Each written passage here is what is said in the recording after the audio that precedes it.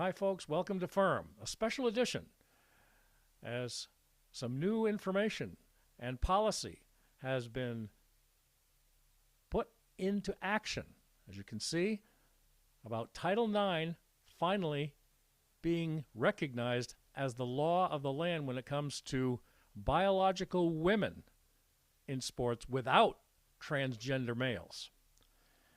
In the first regular session of the Maine legislature, the 132nd Maine legislature session, LD 1134 is the bill. And this goes back to March of 2025, folks. An act to prohibit males from participating in female sports or using female facilities. As we get into it here, folks, be it enacted at the time, it was proposed to the people of the state of Maine that biological males' participation in competitive female athletic programs and use of facilities, that a school administrative unit or an elementary school, secondary school, or post-secondary education institution in the state that receives any funding may not allow a person whose biological sex assigned at birth is male to participate in a competitive athletic program or activity that is designated for females, or to use a facility that has been designated for use solely by females. In summary, the bill prohibits a school administrative unit or an elementary school, secondary school, or post-secondary educational institution in the state. It prohibits that it receives any state funding from allowing a person whose biological sex assigned at birth is male to participate in a competitive athletic program or activity designated for females, or to use a facility that's been designated for use solely by females. That clear enough? Should be. To go on, folks, in our abbreviated special edition here on Firm about Title IX and biological females. The Maine Senate recently voted during the week of March 16th through the 20th. They recently voted against legislation that would ban transgender athletes from competing in girls' and women's sports teams. Now, hang on.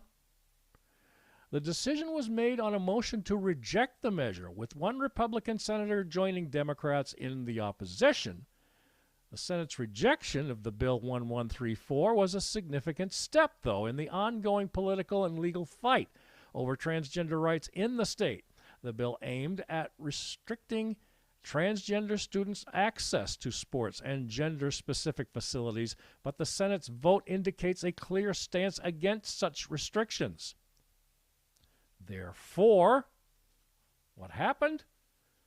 Well, the Maine referendum on transgender sports is now cleared for a ballot in November of this year.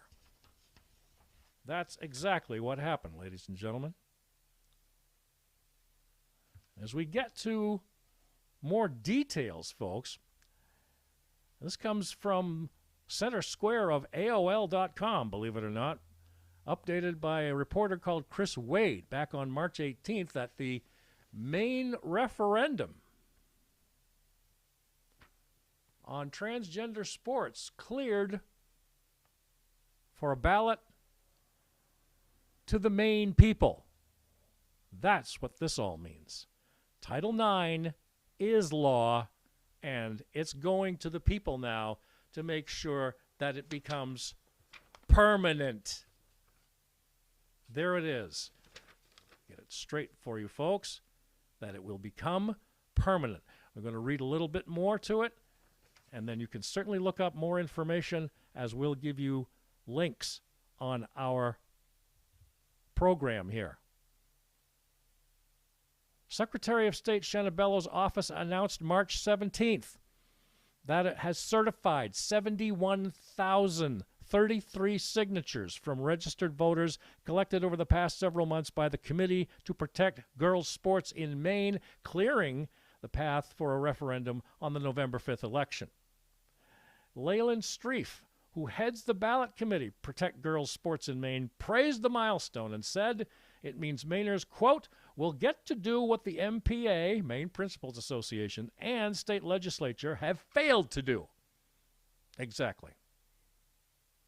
And they'll get to do it through the most democratic process possible. A simple majority vote will designate competitive sports in private facilities in our schools by sex.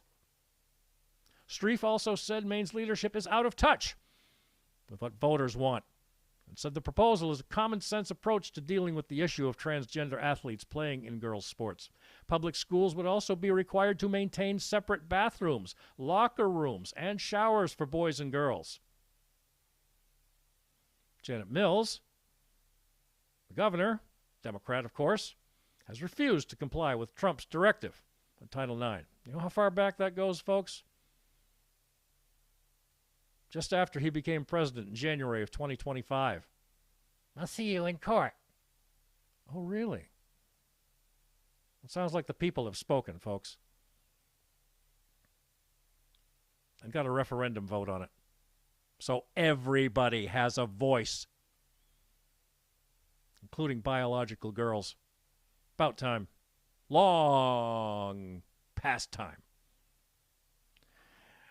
Meanwhile, Ms. Mills and her administration, the state of Maine in general, is facing a lawsuit from the Education Department's Civil Rights Division. That's the federal one, by the way.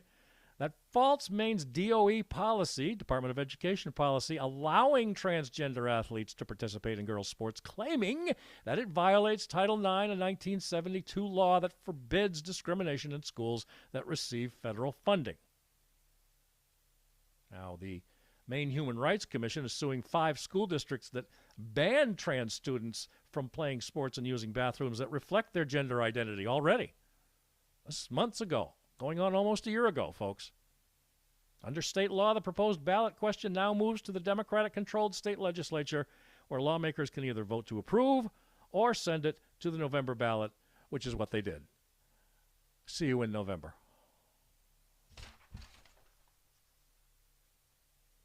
Here is the organization, folks, and we will put up a link for them as well, so you can contact the people there to support them in any way possible up until and including the November 5th ballot, which the referendum will show up for everybody to vote on.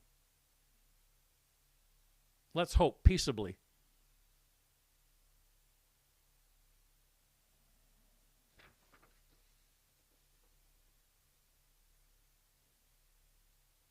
The Protect Girls in Sports Maine initiative is protectgirlssportsinmaine.com.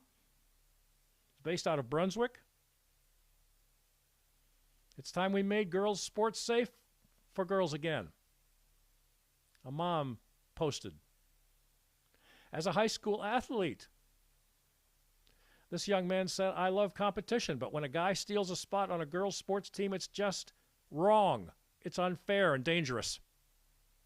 Yeah, dangerous. You heard him. You're darn right it is.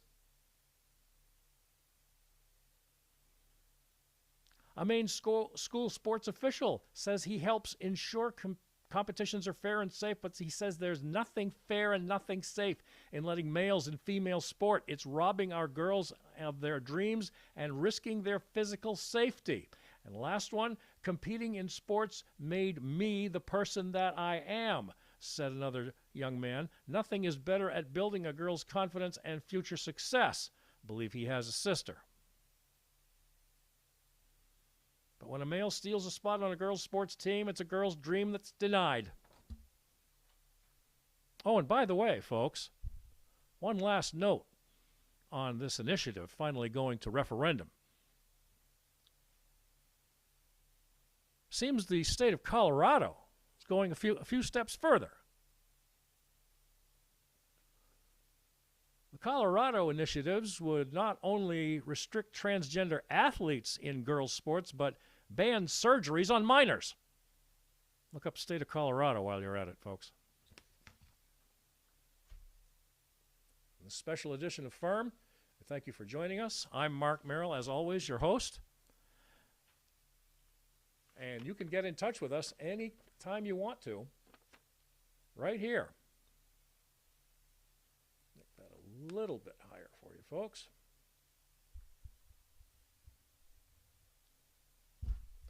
We are all about truth, facts, reality, and common sense. Fairness in Reporting Media at gmail.com. Fairness in Reporting Media at gmail.com, right here at the bottom. Otherwise, we have updated our links. You see our car. It's all around central Maine. From getting up as close to Bangor as possible, Skowhegan, Waterville area, and Augusta, the state capital. We are on YouTube, X, and our new one here, Substack.com, for all our podcasts. In the meantime, everybody stay safe. And pray for our results in November, plus changes in our legislature, leadership in the Blaine House.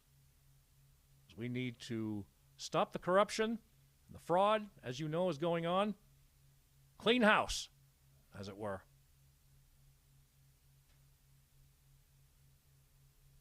Safe travels, everyone. Peace to all.